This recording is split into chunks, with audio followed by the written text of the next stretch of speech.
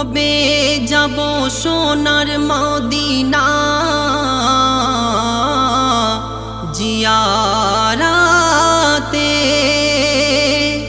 উম্মতেরি মনের বাসনা আশা জাগে অভাব দুঃখী আছে যারা অসহায় রসুল আমার হাদিস পাকে তে জানাই মক্কায় হজ যেতে হবে না জিন্দা কাবা ঘরে তোমার মা গো মক্কায় হজ যেতে হবে না জিন্দা কাবা ঘরে তোমার মা অভাব দুঃখীর ভালোবেসেছে তাই তো রসুল বলে গিয়েছে দুঃখীর ভালোবেসেছে তাই তো রসুল বলে গিয়েছে মক্কায় হজ যেতে হবে না জিন্দা কাবা ঘরে তোমার মা গো মক্কায় হজ যেতে হবে না জিন্দা কাবা ঘরে তোমার মা জিন্দা কাবা ঘরে তোমার মা 10 মাস 10 দিন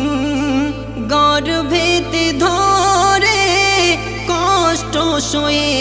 যায় সন্তানের তরে আসমান জমিন এক যে মনে হয় মৌতের কষ্ট জননী সয়ে যায় তোমার মতো সন্তান জনম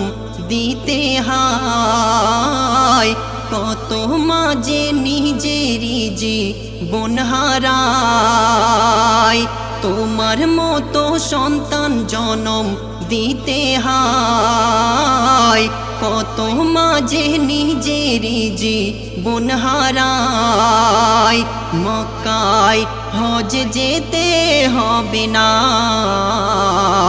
জিন্দা কাবা ঘরে তোমার মা গো মক্কায় হজ যেতে হবে না জিন্দা কাবা ঘরে তোমার মা জিন্দা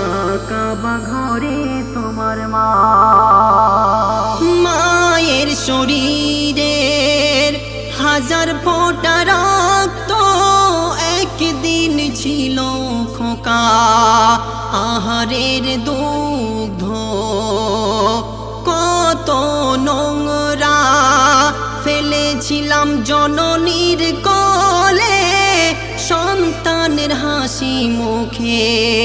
সব গেছে ভুলে ছেলে মেয়ের দেখে খারাপ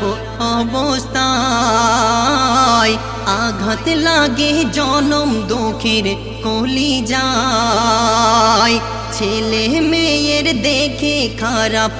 অবস্থায় আঘাত লাগে জনম দুঃখের কলিজায় মক্কায় হজ যেতে হবে না জিন্দা কাবা ঘরে তোমার মা গো মক্কায় হজ যেতে হবে না জিন্দা কাবা ঘরে তোমার মা জিন্দা কাবা ঘরে তোমার মা কেউ যদি মায়ের কদমে চুমা দেয় চুমা যেন দিল আল্লাহর কাবায় রসুলের কথা হাদিসের পাতায় সন্তানেরা থেকো জননীর সেবায় কবি সাবির যেন ভুলে যেও না, মায়ের সেবা জান্নাতেরি ঠিকানা। কবি সাবির যেন ভুলে যেও না, মায়ের সেবা জান্নাতেরি ঠিকানা। মক্কায় হজ যেতে হবে না, জিন্দা কাবা ঘরে তোমার মা গো। মক্কায় হজ যেতে হবে না, জিন্দা কাবা ঘরে তোমার মা। কবে যাব সোনার মদিনা, জিয়ারাতে উম্মতেরি মনের বাসনা। আশা জাগে অভাব দুঃখী আছে যারা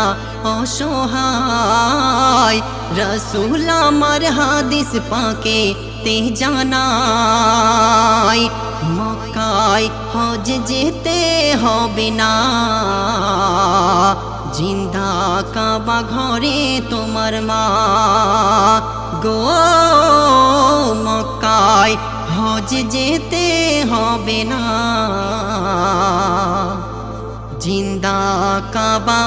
ঘরে তোমার মা।